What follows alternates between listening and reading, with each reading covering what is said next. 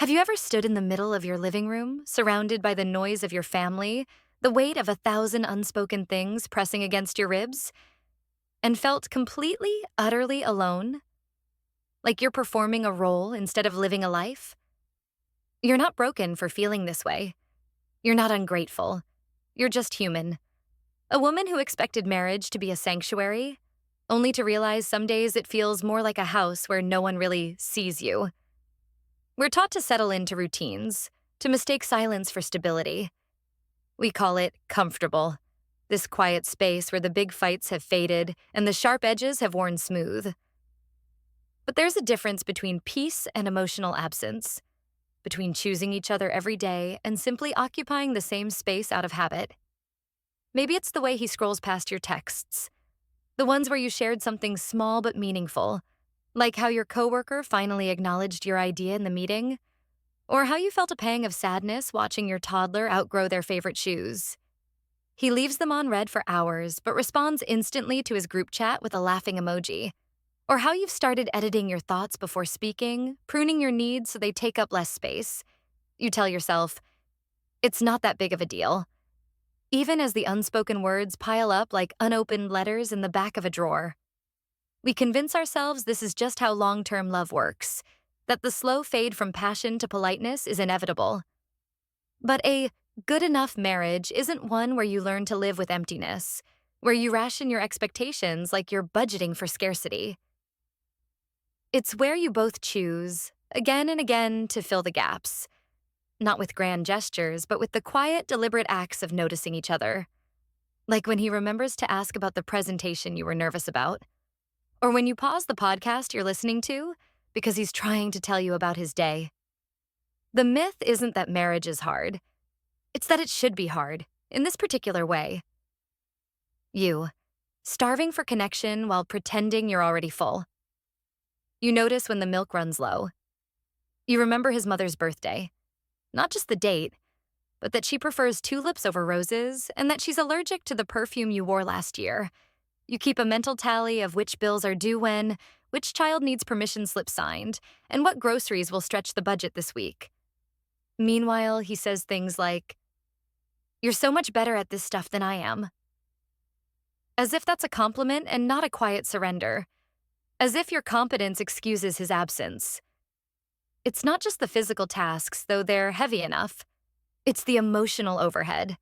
Tracking the subtle shifts in your teenager's mood, remembering your sister's divorce anniversary so you can send her a "thinking of you" text, preemptively smoothing over tensions before family gatherings. You become the keeper of the unspoken rules, the one who knows that Thursday nights are leftovers because it's his poker night, that bringing up chores on Sunday morning will start a fight, that his coffee needs exactly 1.5 sugars when he's stressed. And when you finally break, when you snap over the socks left right next to the hamper, or the "what's for dinner?" question as you're elbow deep in dishwater, you're labeled dramatic or nagging. No one acknowledges the 1,000 tiny burdens you carried before that moment. No one sees the mental spreadsheet always running in the background, the way you've absorbed the emotional equivalent of a second full-time job. The truth? Being the default isn't a role you were born for. It's a role you were assigned, one that leaves you too drained to remember what you wanted from this marriage in the first place. It starts so small you barely notice. You stop asking him to put his dishes away after dinner because you're tired of repeating yourself, tired of that blank stare followed by a half-hearted "I'll get to it" that never comes. It's easier to just scrub the plate yourself while he scrolls through his phone, even though something in your chest tightens every time. You stop initiating sex, not because you don't want intimacy, but because the way he sighs when you touch his shoulder, the way he says, "Not tonight, babe," without looking up from the TV, has left too many invisible paper cuts on your heart. At least this way, when nothing happens, it's your choice. That somehow hurts less. But here's what no one tells you about resentment. It's not just anger left to rot. It's something far more corrosive. It's the way you now notice, really notice, how he whistles tunelessly while loading the dishwasher wrong. Again, How he'll spend 20 minutes telling you about his coworker's golf game but can't seem to remember your best friend's name. How you've started keeping score without meaning to. I did 3 loads of laundry today. He left his towel on the floor. I took the kids to the dentist. He forgot to pick up milk. One morning, you'll catch yourself watching him butter his toast and realize with a jolt, the man sitting across from you feels like a stranger. Not because he's changed, but because you've been quietly collecting evidence of his failures instead of seeing him as your partner. The person whose laugh once made your stomach flip now just makes you sigh when he interrupts your story. Again. The tragedy isn't that you've fallen out of love. It's that you've built a meticulous case against him in your mind, brick by tiny brick, until there's no room left for grace. And the worst part? He probably has no idea. Because resentment doesn't scream. It simmers in silence, turning ordinary moments into proof that you're alone in this marriage. You don't just want him to listen. You want him to notice how your coffee sits untouched on mornings when the kids were particularly difficult, how your "I'm fine" comes out a half octave higher than usual. You want him to see the way you pause before answering when your mother calls, how your fingers grip the phone just a little too tight. Not because you need him to fix it, but because you need him to know you. It's in the way he asks about your day and actually waits for the real answer instead of the polite, "It was okay." Not the highlight reel version you give acquaintances, but the messy truth. How you cried in your car after the grocery store because the cashier was rude and you were already hanging by a thread. How you secretly loved that slow song that came on the radio, even though it's not your usual taste.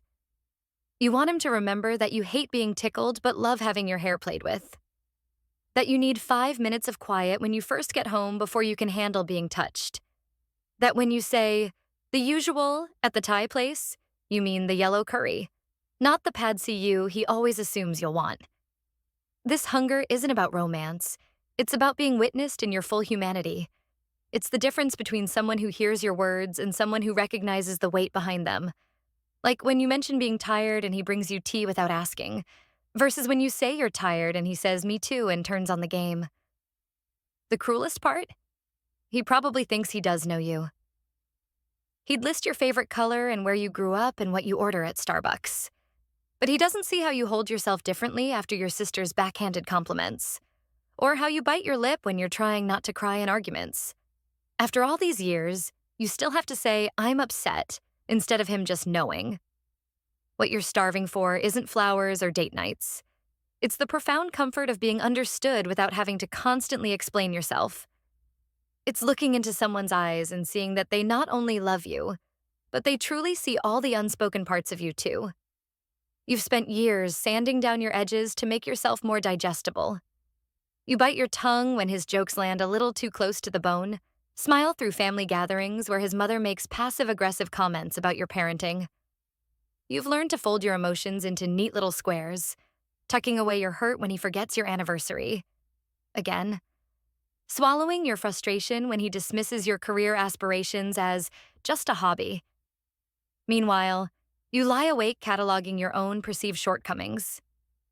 Maybe if you lost 15 pounds, if you kept the house cleaner, if you were more spontaneous in bed, then he'd look at you the way he used to. The cruel irony? The more you contort yourself to fit this imaginary ideal of the perfect wife, the more invisible you become, even to yourself. You've become fluent in the language of self-abandonment. I shouldn't make a big deal out of this. It's probably just my hormones. At least he doesn't imagine worse behavior here. But here's the painful truth they never teach you. Love shouldn't require you to disappear. Those parts of you you've been hiding, your intensity, your passions, your inconvenient emotions, they're not flaws to be fixed. They're the very things that make you whole. The real work of marriage isn't about making yourself smaller to keep the peace. It's about having the courage to say, "When you interrupt me, I feel disrespected. I need us to talk about our intimacy issues. My dreams matter too. Yes, it might rock the boat. Yes, he might push back at first. But a love that can only survive when you're silent isn't love. It's performance. And you? You were never meant to live your life as a supporting character in someone else's story. I won't insult you with quick fixes or pretend that date nights will magically erase years of quiet loneliness. Real healing moves at the speed of trust. And right now, you might not even trust yourself to voice what you truly need. That's okay. Start smaller. Maybe today it looks like letting yourself feel angry in the shower when you remember how he forgot your promotion dinner. Not immediately smoothing over the tension when he finally notices you're upset. Writing in your notes app, I want to be touched without it always leading to sex. This isn't about blame. It's about truth, the kind that settles in your bones when you're brave enough to listen. That tightness in your chest when he kisses you goodbye without really looking at you? That matters. The way you hold your breath when he walks in the room, bracing for his mood? That's information. The bridge back to each other isn't built through dramatic confrontations, but in 1,000 microscopic moments of courage. When you say "that hurt my feelings," instead of laughing it off. When you stop pretending to be asleep and let him see you cry. When you risk the vulnerable question, "Do you even like me anymore?" Yes, it will terrify you. You'll think, what if he doesn't care? What if I'm too much? But here's the secret. You've already been living with the answer to those questions in the pit of your stomach. The real risk isn't speaking up. It's continuing to swallow your truth until you forget how it tastes.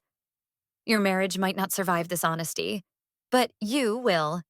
And that your wholeness, your ability to look yourself in the mirror, is the only foundation love is ever built on. If today's conversation touched something inside you, don't keep it to yourself. Like, share, and subscribe so we can keep these honest conversations going. And if you have a story of your own, or need advice on something you're carrying in silence, drop it in the comments. I read every word, and who knows? Your story might become the next video that helps someone feel a little less alone. This is Marriage Matters, and your voice matters here.